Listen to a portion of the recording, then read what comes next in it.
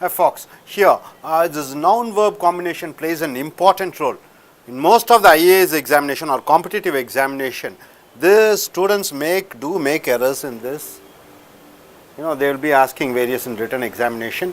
This noun verb combination, most of them they make errors, and you have to be thorough with this. Combination of noun verbs, page number 19, noun. See, when you add yes, noun, it is singular and plural. When you add yes with a noun, it becomes plural.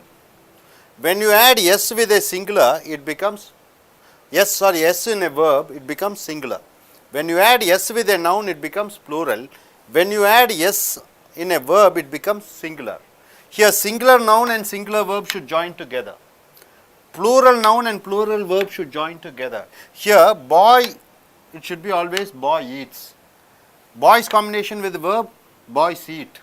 You don't say boys eats, it's wrong. This condition is applicable only for present tense. Only for present tense it is applicable.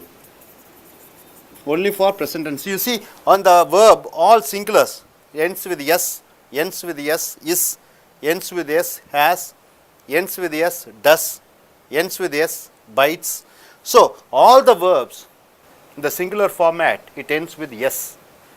So, this verb format should combine with the singular noun. So, what is the rule number 1? Singular noun and singular verb joins together, boy with eats.